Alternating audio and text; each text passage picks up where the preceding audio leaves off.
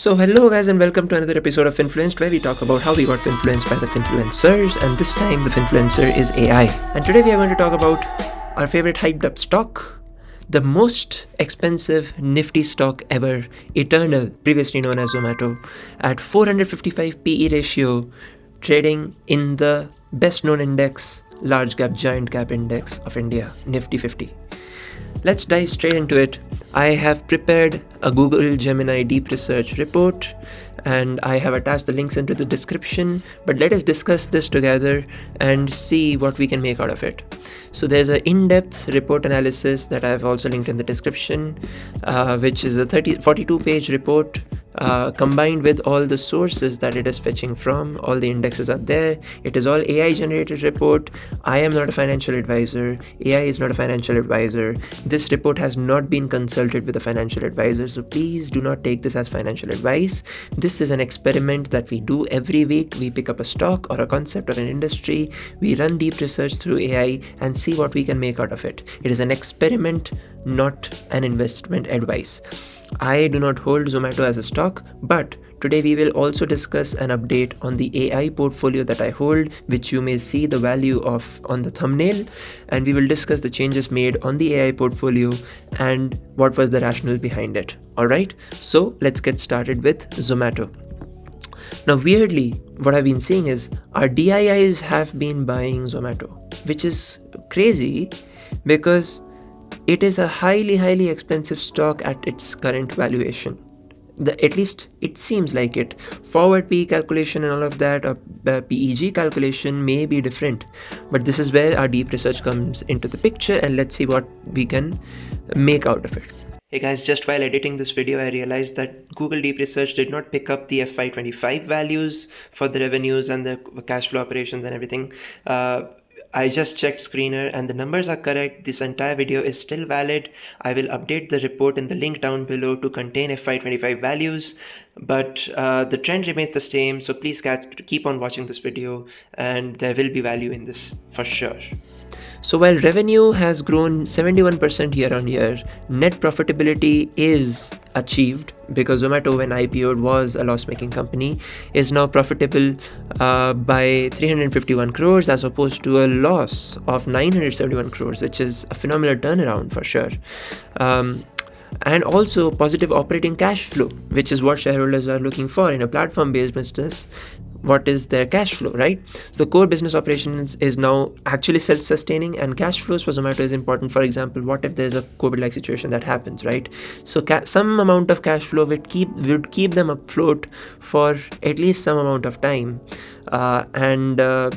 Yes, the cash flows will take a hit, but if you see, it is still a better picture than what it was back in 2020 during COVID, right? They did a 2,000 crores of negative cash flow operating, and from there to coming into a net profit of 351 crores is a phenomenal turnaround for sure.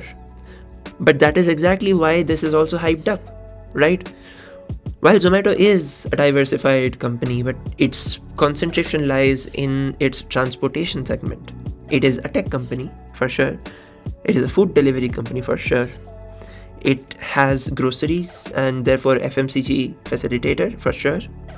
It has B2B supplies through Hyperpure and other tech products like Dine Out business. But at the core of it, a lot of the business is driven by the food delivery and the quick commerce business, which is heavily dependent on the transportation business. And to make profitable operations from a transportation business where fuel cost is there, delivery fees is there, optimizing that and making into a profit is a phenomenal achievement. So let's see what are the other numbers that they are presenting, right? As we see, the revenues have been constantly growing, mainly I believe because of their expansion into tier 2 and tier 3 cities, not tier 3 as much, but mainly because of them trying to penetrate more cities with their quick commerce business. So in FY24, 32,000 crores of food delivery revenue was generated, 12,000 crores of blinkit revenue was generated. 3,000 crores of going out, which is your dining and events and all of that. They also bought the ticketing business from Paytm and rebranded it into something called District, which is also now Dine Out. So Zomato Dine Out, or whatever it was called, Zomato Dine In it was called, I believe, and Paytm Insider got combined into the same single platform called District.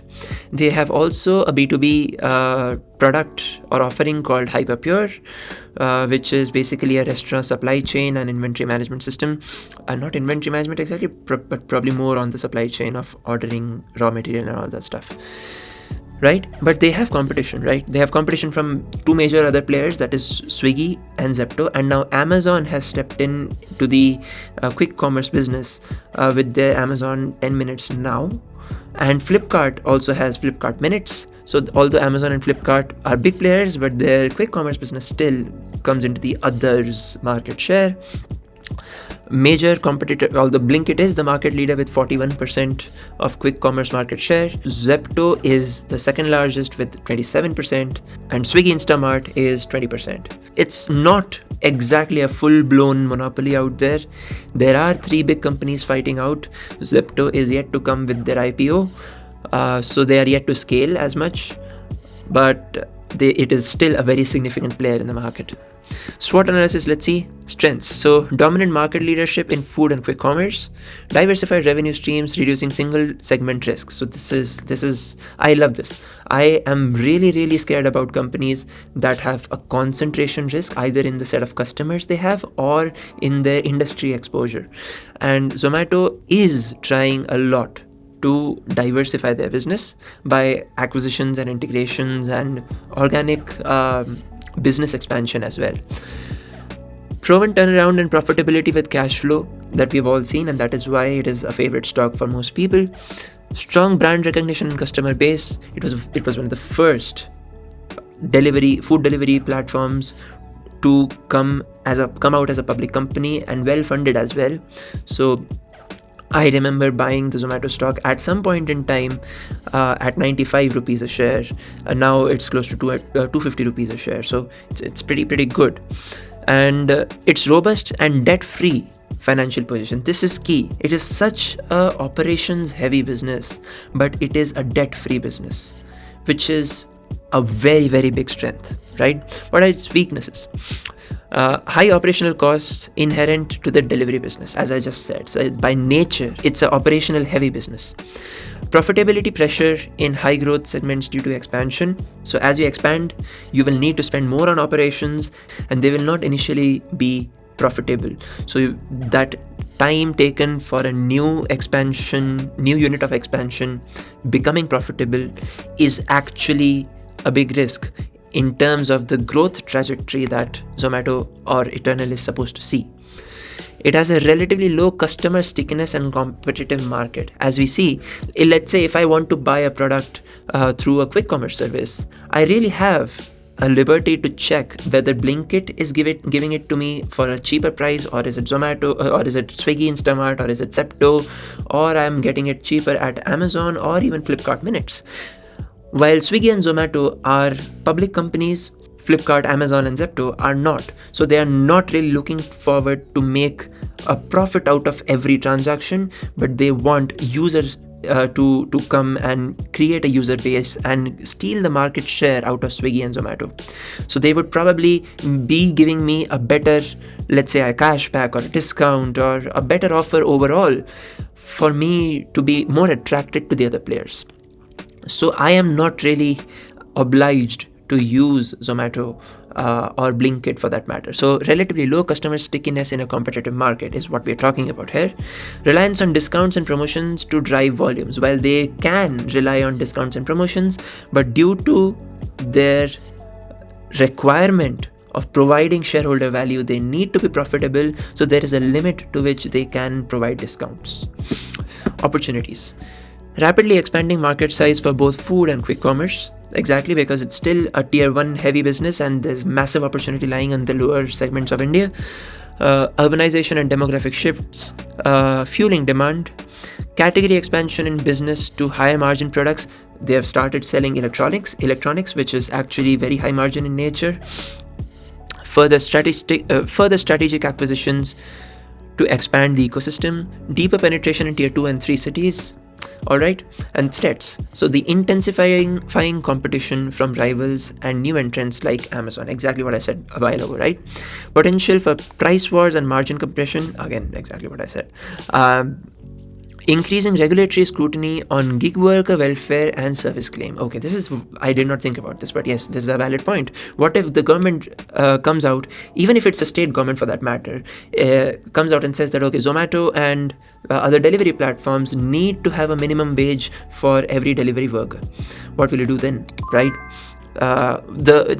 What if there are laws of protecting the welfare of workers working inside of the dark store?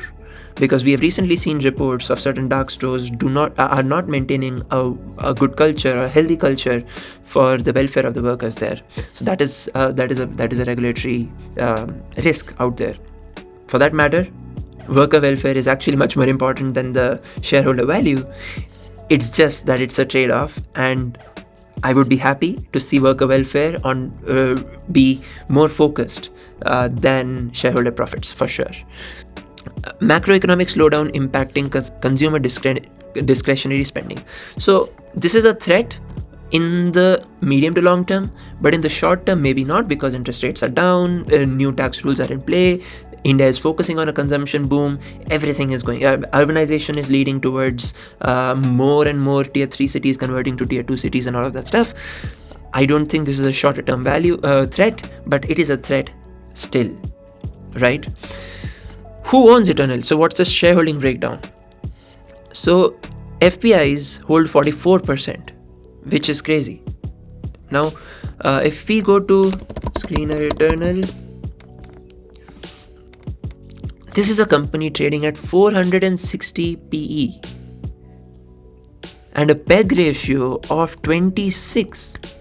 This is a crazy overvaluation purely based on the numbers, but somehow 46% is held by FPIs.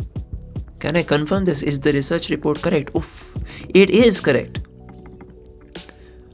It is correct.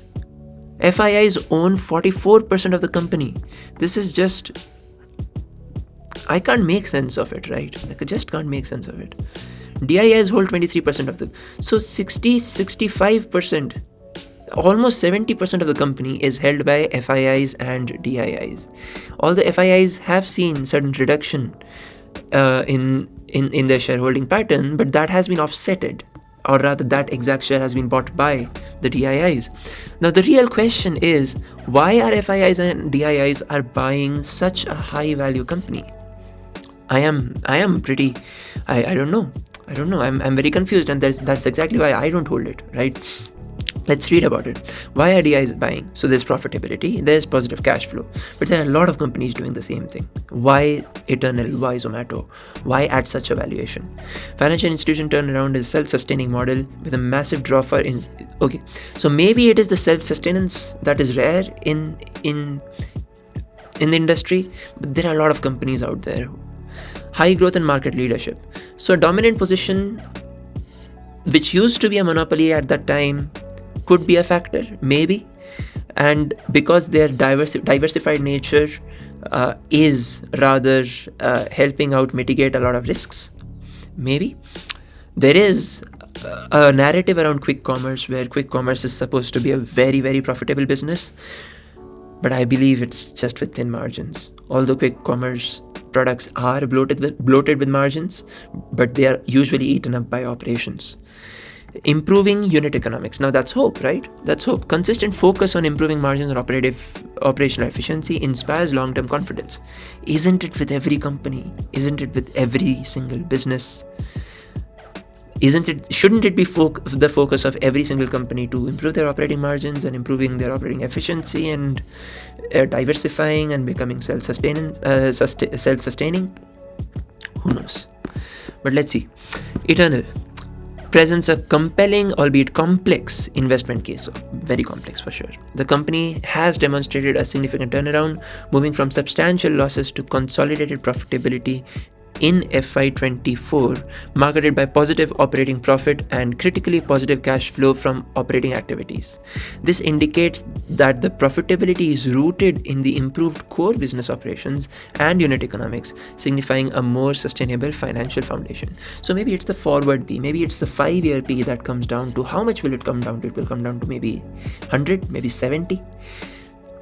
Yeah, let's do a quick Google search. Forward P of, okay, 3-year forward P is 58. Now I can live with that. I mean, in Indian markets, 50 P is good. It's good enough. We are seeing consistently companies that are anywhere between 30 to 100 P. So 50 to 60 P is decent, is digestible, and if you extend it to 5 years, I believe that's going to be even better. Coming back, so I believe FPIs and DIIs are betting on the forward P more than the current P. And let's see what it says next. Strengths and opportunities: market leadership, high growth, demonstrated improvements in operations, strong and debt-free, proactive and transparent management with clear strategic vision. But the thing is, it's a fully public company. If you see the shareholding pattern, there are no promoters. The promoters have exited. Your Dipender Goyal does not hold Zomato anymore. Isn't it the case that the management is not directly accountable? Focus on shareholder value. Without a dominating promoter, management may prioritize the interest of all shareholders, potentially leading to better. They're just drawing a salary out of it. They don't hold any shares. That's why their focus remains on profitability, therefore on shareholder value as well. Please correct me if I'm wrong. Please explain me if I'm missing something. Comment down below. And so far, if you've liked this kind of a segment, please support this channel by clicking on the subscribe button, and comment down below if you need further improvements, if you have suggestions, if you want some stocks to be researched out. Please make note that this is not a financial advice. Please tell me how I can improve this process as well. And even if you just like the content, just say that I like it. Come on, click on the like button. Let's move forward. Weaknesses: high operation cost, profitability pressures, low customer stickiness, and potential increased regulatory scrutiny. But let's look at the valuation, right? As of the knowledge of Google Gemini, it's I think a couple of days old. The PEratio is at 388 or 460. It's just so bloated in any case, right? The price to sales is 19 times. We just saw on Screener. We can actually get these updated values on Screener. Stock P is 464. Industry P is 39 or 40, and the PEG ratio is 26, and your price to book, I believe, price to sales is 21, right? So these are the updated valuation metrics.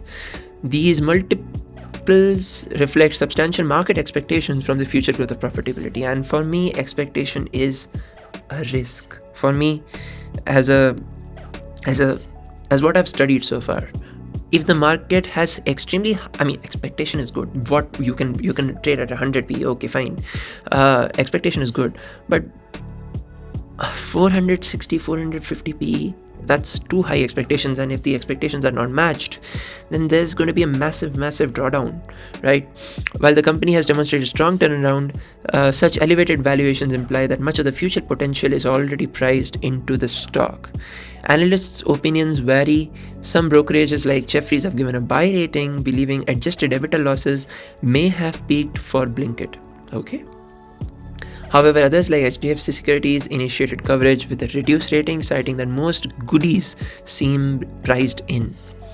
Investability recommendation for Eternal is fundamentally strong, as the company is fundamentally strong, with a clear path of sustained profits driven by its diversified business model and leadership in high growth sectors.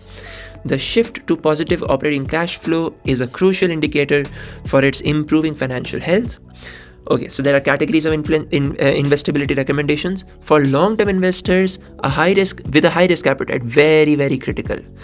If you are a long-term investor with a high risk appetite and conviction in large India's digital consumption story, Eternal remains an attractive position due to its market leadership, aggressive expansion, and proactive management. The ability to navigate competition and consistently improving unit economics will be paramount. okay? But for short to medium term investors, the high valuations and ongoing competitive pressures may present some volatility. A more palatable entry point might emerge if the market conditions lead to a correction, offering a better risk-reward balance. The company's management of growth versus profitability in quick commerce and reigniting food delivery growth will be key, right? And this brings us to the technical analysis. This exact thing brings us to the technical analysis. And as I see here, in the mean reversion chart, it is trading significantly above its mean reversion, but we have seen some correction in Zomato in the past few 6, 7, 8 months. While we have seen Zomato not performing up to expectations in the last 3 quarters, it seems to be rising right now because of hands changing between FII and DII, and you see such volume spikes. And this can be nothing but institutional action, right? While technically it does not look like a very high overvaluation as compared to its mean, because it's trading below its first positive standard deviation, but let's look at how it's trading in terms of its moving averages. Okay, so what we have seen so far is the price went down below all its moving averages and now has started moving up. It has taken support from its short-term moving average, which is its 50-day. It has also stayed above its medium-term moving average, which is the 100-day, and it went above its 200-day moving average, has tried to retest it, and today marks probably a sustainable retest, and this looks like the momentum can carry on. Now, obviously, this is speculation on my side, but it does not look very bad, to be honest to me. And if I was to take a high-risk bet, I would take it. Unfortunately, I have exhausted my high-risk taking appetite right now into something different.